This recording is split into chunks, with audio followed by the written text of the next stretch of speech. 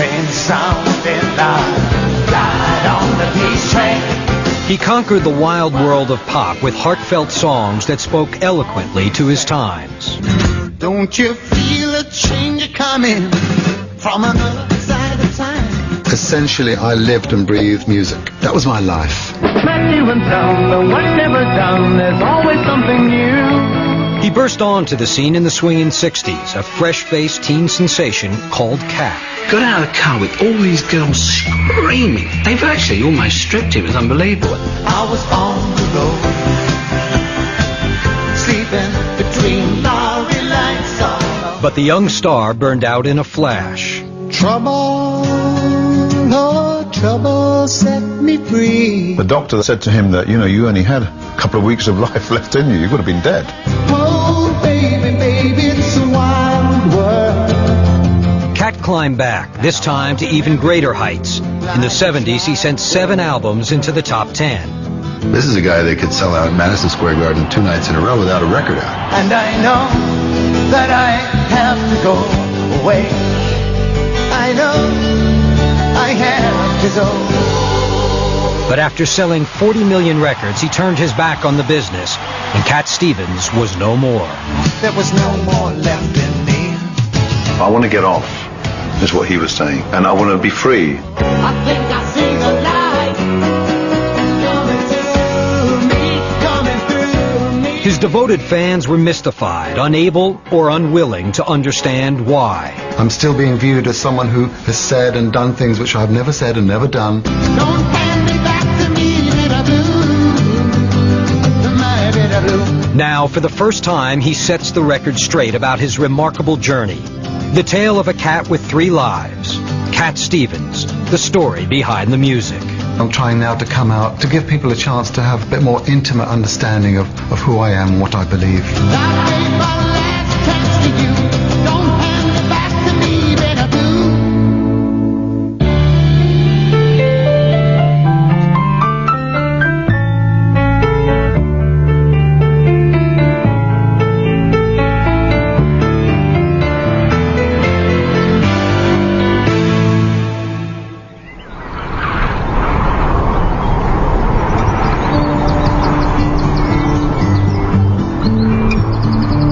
Listen to the wind of my soul. Where I'll end up, well, I think only God really knows. The force that propels his soul has taken him on an extraordinary journey. More than once, he ascended the heights of stardom. More than once, he faced death.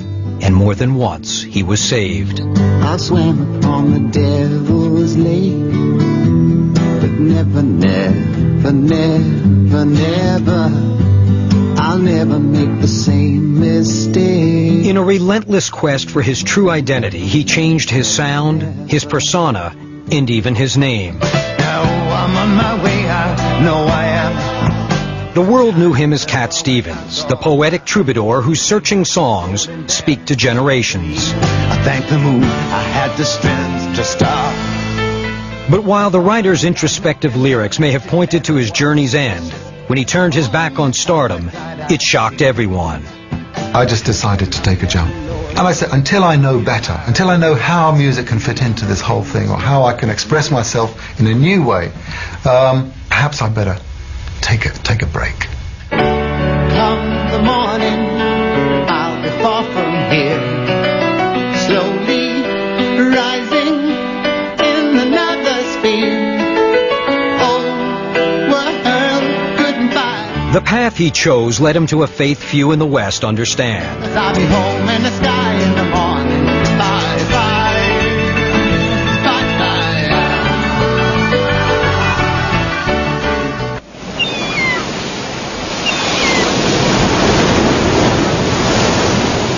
In 1975, just before he was to undertake another major tour, an anxious Cat Stevens visited Jerry Moss at his home in Malibu. I think we were hoping it was going to be a nicer day, you know, and somehow it didn't turn out that way. It was pretty much like this kind of day. With his hosts inside preparing for lunch, Cat decided to go swimming. But just as he swam beyond the surf, he was caught in a current and pulled out to sea. suddenly I realized that I was fighting the ocean, and the tide was going that way, and I wasn't getting any closer. The fear of death struck me, and I suddenly held myself and I said, "Oh God, if you save me, I'll work for you." And at that moment, a wave pushed me forward, and suddenly I was swimming back with all the energy that I needed, and I was back on land. And I thank God. On that fateful day, Cat Stevens made a solemn promise that he would repay God for sparing his life, but he had no idea how he'd fulfill it.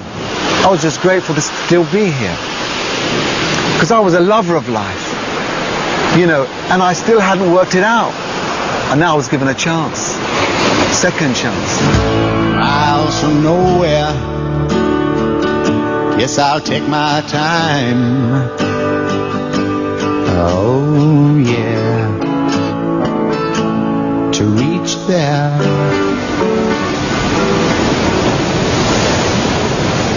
For nearly a year he waited for a sign. It came in the form of a gift from his brother David.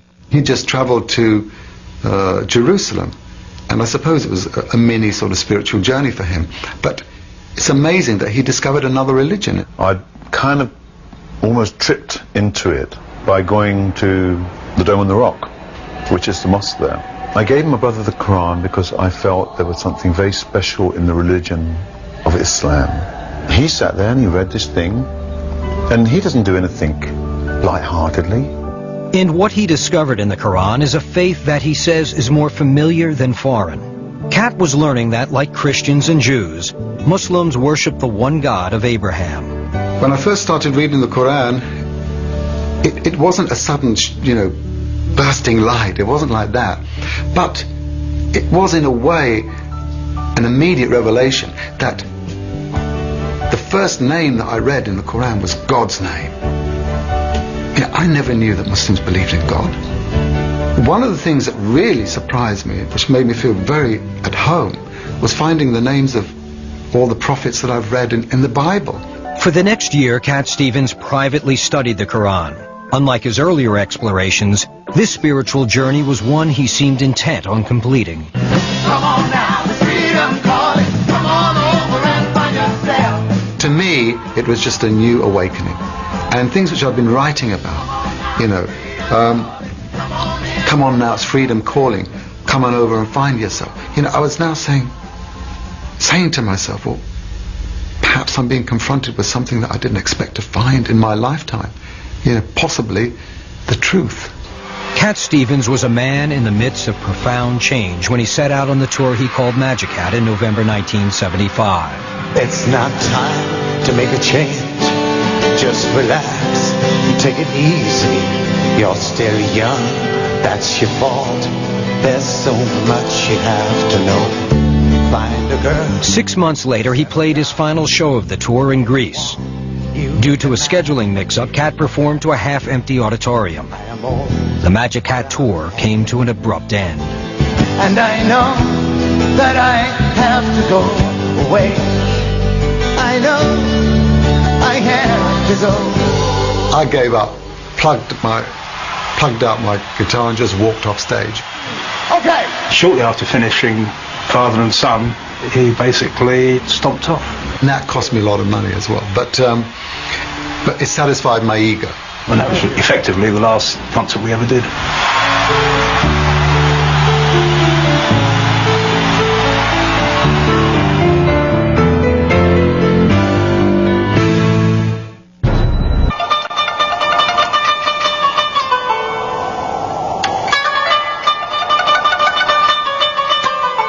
Inspired by the Quran, Cat Stevens was gradually moving toward the Islamic faith. In early 1977, his spiritual journey continued when he traveled to Jerusalem.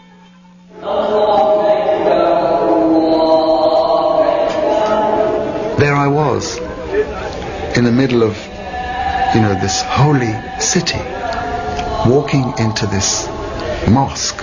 And I think some Muslims came up to me because, they'd had some problem before, people walking in and trying to cause damage to the mosque. They came up to me and they said, who are you? I think that was the first time that I said, I'm a Muslim. Translated from Arabic, a Muslim is one who surrenders to God. Stevens was about to do just that, fulfilling the promise he'd made after surviving a brush with death in the waters off Malibu. But for a time, Cat Stevens would drift between the worlds of faith and fame. I was on the road, sleeping between lorry lights, all stone drunk and cold. In April '77, he released Is It So? The album harkened back to his earlier work, but songs like I Never Wanted to Be a Star clearly expressed his growing weariness with the trappings of stardom. I think I see the light, not another beat in the star machine. Oh no, this time I won't go. Cat's focus was clearly shifting. The 29-year-old immersed himself in the study of the Quran. And then Stevens came across a beautiful story that in many ways mirrored his own life. I think that revelation came when I read the Quran, and it was the chapter of Joseph, the story of Joseph, the son of Jacob. It was his story that really opened my heart, and I started to weep. And I said, this is not the word of a man. This is God's word. Allahu Akbar, Allah. When I accepted the Quran was indeed a book from God, it was natural for me to accept the prophet who received this book as being the last prophet. Allahu Akbar. Then, in December 1977, he walked into London's Central Mosque and embraced Islam.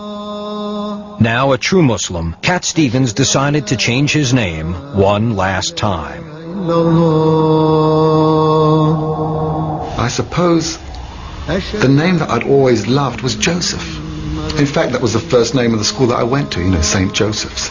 And of course, because of the chapter of the Quran, which really opened my heart, I said, that's the name. Later, my Arabic teacher who was teaching me how to pronounce Arabic, I told him that was my choice. He said, can't you use the Arabic pronunciation? I said, yeah, why not? So, Yusuf Islam. I thought it was a hobby right up until the time he embraced Islam. I made no distinction between numerology, Zen Buddhism, salt-free diets. It had happened very quickly. How I found out, I can't remember it, by osmosis. Steve is now Yusuf. But Yusuf still had obligations as Cat Stevens. So in 1978, he made one last album. The appropriately titled Back to Earth was an eloquent farewell. I'm not seeking any more pain, 'cause I've had enough of that. I was now able to make life my art. I now have been singing about, doing so many great things and changing the world. Well, the Quran said, to me, if you don't change what's within you, you can't change anything. And so that's where you have to start. There was no more left in me. Back to earth was his coming down, his getting off. I want to get off, is what he was saying. I want to get off, and I want to be free. Then Yusuf realized he may have to sacrifice the career to which he dedicated so much of his life. Being on stage, being highlighted, and being, if you like, the center of attention was in itself slightly idolizing. And that, of course, was opposed to what Islam was teaching. Gluttony, conceit, competition, envy, sex, drugs, rock and roll. So therefore, it was obvious that I had to readjust myself to my new life. So in May 1978, Yusuf Islam announced the Cat Stevens era was over. It was an unprecedented move. No other star of his stature had walked away so abruptly. from a business point of view, he was really not interested in recording anymore. And since he was the biggest selling artist we had at the time, that was obviously disappointing. Billy Joel once said that if the devil was going to go into business, he would go into the music business. The music business is about egos. It's about inflating egos. Islam is very much opposite that kind of ethic. It's about diminishing the power of the ego.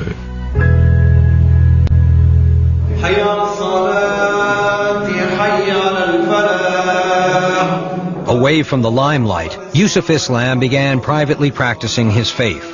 The director of London's Central Mosque remembers that the congregation welcomed Yusuf, but were uncertain what to make of the former superstar. The British community in general regarded this also with both fascination, admiration, and, shall I say, mystification as well. Because what on earth, what is there in Islam to make a man abandon fame and fortune so easily? While his family came to understand and support his decision, Yusuf Islam was now building a new life and leaving his past behind.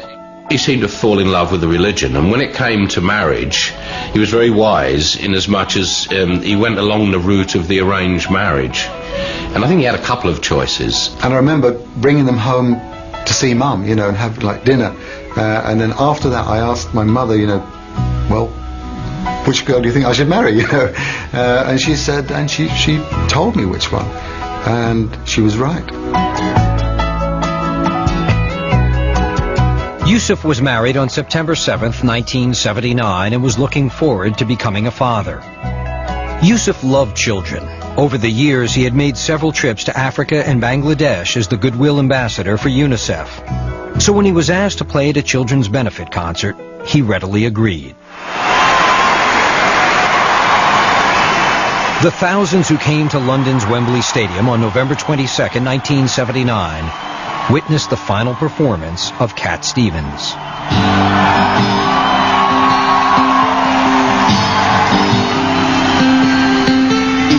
Many fans and friends grappled with why someone with such a God-given talent would turn his back to it. It's not time to make a change. Just relax, take it easy. It was strange, sad, and it was the basis of a great deal of my career, so it was a vast change for me. I've been very, very fortunate in attaching myself to a major talent, so for a while there was a sense of loss. And I know that I have to go away. I know I have to go. Yusuf Islam donated much of his fortune to humanitarian causes. He gave up alcohol, and erasing any hope of a return to the stage, he auctioned off all his musical instruments, giving the proceeds to charity. I was giving up a kind of a cultural crutch, right? And I didn't need that anymore to walk. I was now able to walk in the light. بسم الله الرحمن الرحيم أفغير دين الله يبغون وله أسلم. I said to him, well, I hope you will continue to sing. Oh, he said, no, I have given it up. Why not? Why have you? Why have you given it up for? And he said that, well, he was told that it was haram. It was not allowed in Islam. I said, well, that's a view which is not really the sound view.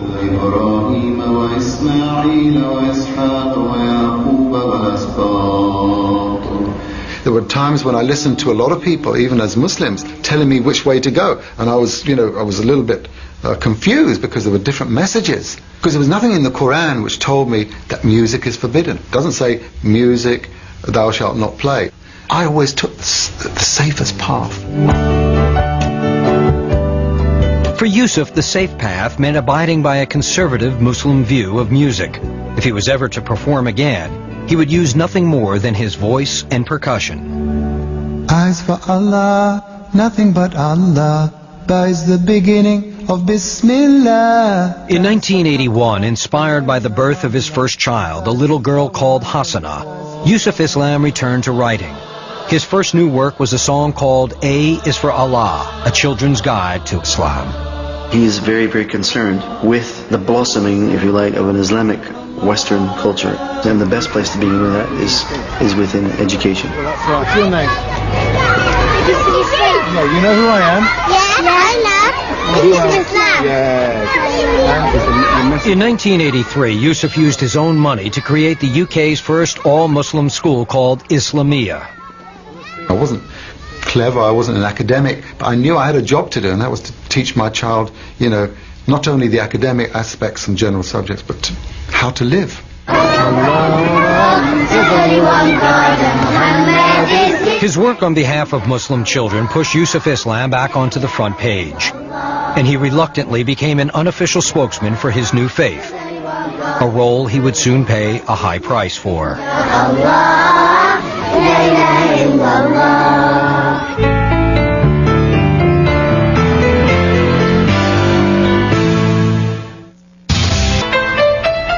I'm on my way, I know I am somewhere not so far from here. By the mid-1980s, pop star Cat Stevens had vanished into the shadows. Now Yusuf Islam emerged into the light. He worked tirelessly for Muslim causes around the world and was compelled to serve as a spokesman for the Islamic community. Yet the media viewed his every move with suspicion. Then in February 1989, he was drawn into a controversy which for a time would eclipse a decade of good deeds.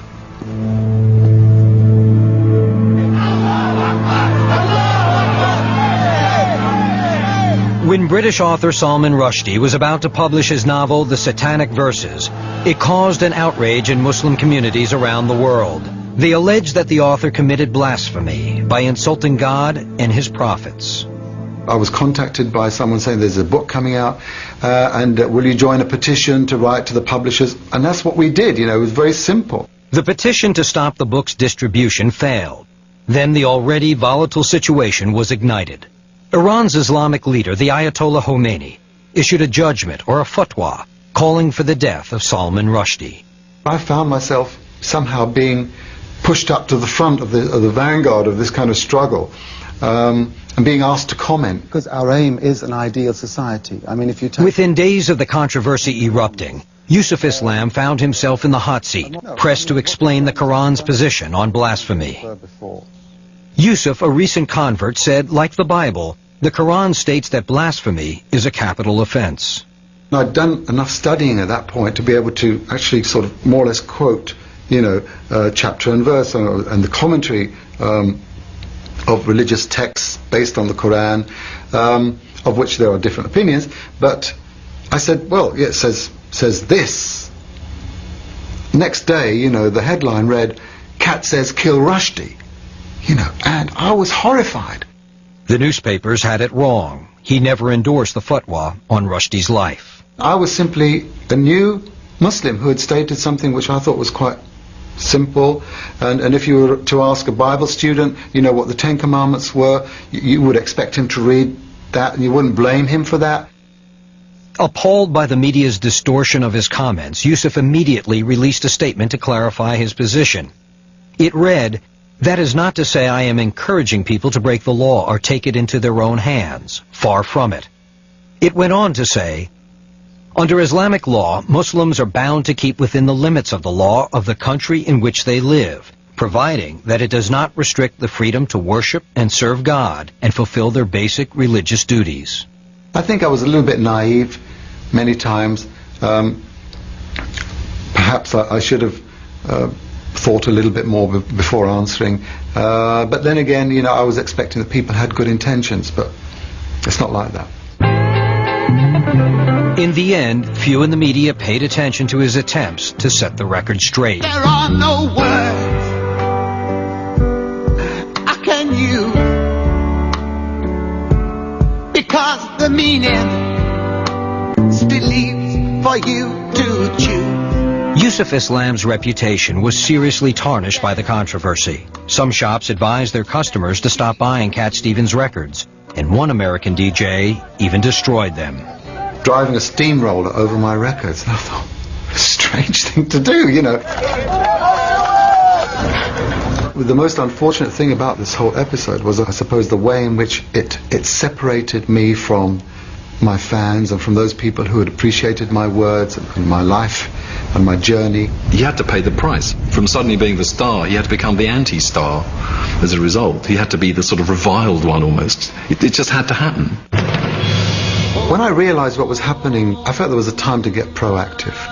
It became obvious that we can't just let others talk about what we believe.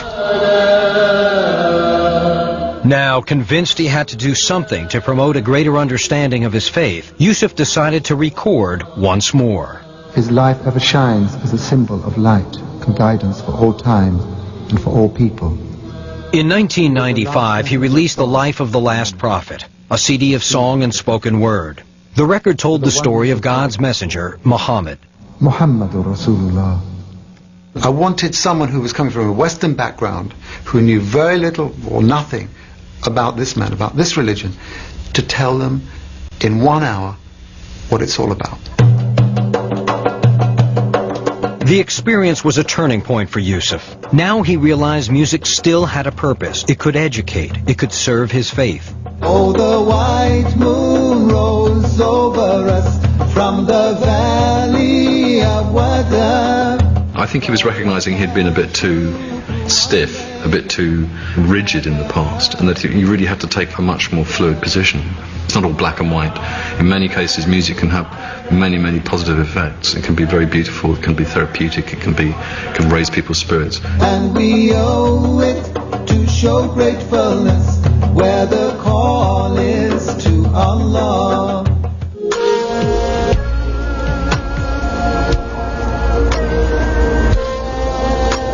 If Yusuf had any question that music could again play an important role in his life, he would find his answer under the harshest of circumstances. Fierce fighting has erupted in Bosnia. There is said to have been an enormous number of casualties in Sarajevo. Sarajevo is confused and catastrophic. In the early 90s, the world woke up, slowly and belatedly, to the brutal conflict that was being waged in the former Yugoslavia. The battle lines were drawn along ethnic and religious lines. It's unimaginable to see how some human beings behave, with blind prejudice. Here it was, in the middle of Europe, the end of the 20th century, another genocide taking place.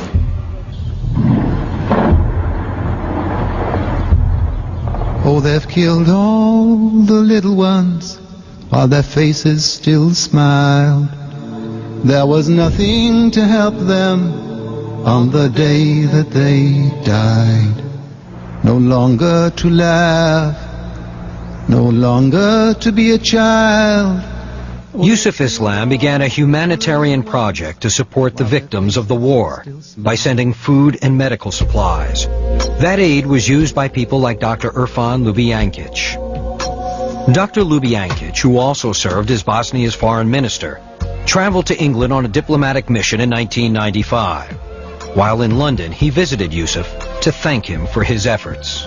I was really honored that he, as a doctor, as a symbol in a way of the defiance and the strength of the Bosnian nation, how he as a doctor had worked selflessly in the basement of Sarajevo, helping put together broken limbs and shot off, arms and legs. And this man, to me, was a brave man. Before he returned to Sarajevo, Dr. Ljubijankić gave Yusuf Islam a gift, a tape of a song he'd written about the enduring spirit of the Bosnian people.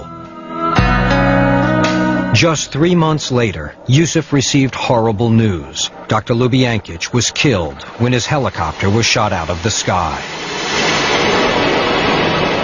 And I remember walking into his office the day he'd heard this news, and he looked, palpably shocked. That was the moment when I realized that the song he left me was something that I had to now do something with. I have no candles at war, but I have faith in God and love. The song was called I Have No Cannons That Roar, and became the title track of an album of contemporary and traditional Bosnian music, produced and financed by Yusuf Islam. And I surrender you to no one else, my mother, Bosnia, my love. To the Western ear, they do sound a bit strange when you first hear them. But so I think Yusuf kind of picked up on that and realised that actually making a record like this was more just to raise awareness. And Yusuf didn't stop with the record. On November 15th, 1997, he drew world attention to the plight of the Bosnian people by stepping onto a Sarajevo stage. That night, in front of 10,000 survivors, he celebrated the spirit of their culture by giving his first live performance in nearly 2 decades.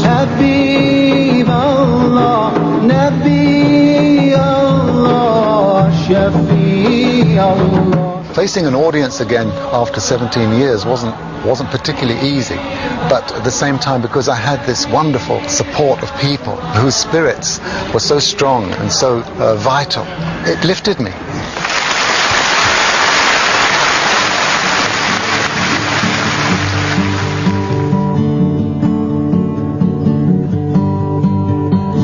It's so quiet in the ruins, walking through the old town. Stones crumbling under my feet, I see smoke for miles around. Now a fragile peace holds in the streets of Sarajevo, but the city and its people still bear the scars of war. Assalamu alaikum. We have come to see how you are now and how we can continue to support you. So we're here not just to sing, but to actually help rebuild lives, helping families, victims, invalids. That to me brings harmony to life. And songs give a background. If you ask me who my God is, on whose name I call, if you ask me who my God is, He's the God of us all, Allah the Merciful. In Bosnia, Yusuf has set up a foundation to aid orphans, the disabled, and the displaced. It is only one of more than a dozen charities he supports through fundraising and with the substantial royalties he continues to receive from the music he made as Cat Stevens. Back in the old days, so nice to see you coming back in this town again. It's nice to see a friendly face come peeking through. Haven't seen you in the afternoon now. Paradoxically, the world he lives in today, the Islamic world, he's just as busy. They make just as many demands on him. He's never got any time to do anything. In fact, he works harder now than he ever did as a pop star. He's like a virtuoso musician without an instrument. It's nice to see you coming back in this town again.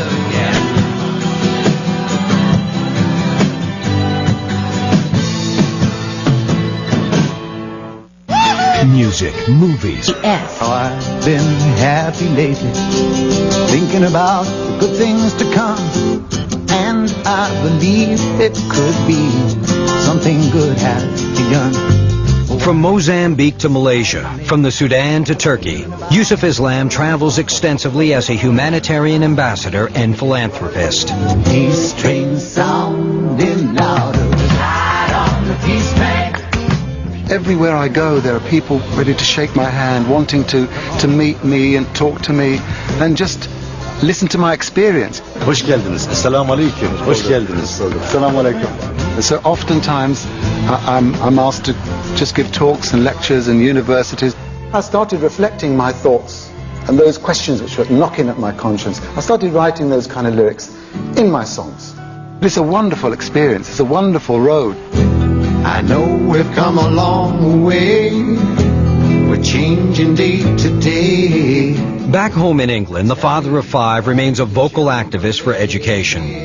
Yusuf started his first school in 1983. Today he runs 4. And after 15 years of lobbying, he helped convince the British government to grant one of them funding. It was a significant victory in overcoming the prejudices his faith often faces. All I try to do is to give a helping hand. Either give charity or educate, or stand up for human and spiritual rights. How great the beauty of the earth and the creatures who dwell on her. My religion teaches me to worship God and to care for the poor and the oppressed. And I think nobody's going to change my religion. So that's my work and that's my life. Here too are signs. God is the light, God is the light. Today, Yusuf's work includes a spiritual and cultural media enterprise. As a new generation is quickly discovering, the former pop star is still a creative and influential force. I use the development and the production of my albums, my books, to, if you like, express my art. And I'm very happy with the way things are going. Mountain of Light is my label through which I kind of express my artistic tendencies.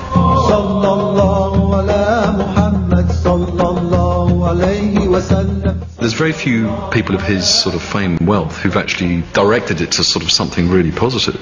He's actually done a lot of real good things with it. I mean, he's not necessarily done everything right. Cause I will learn to understand.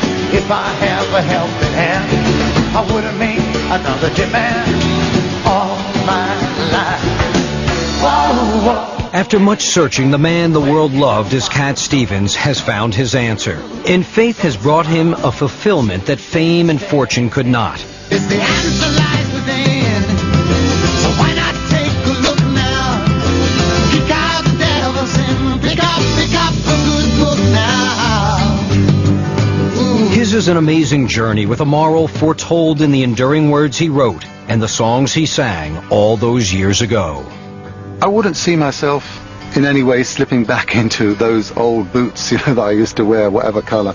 But definitely communication is my business now.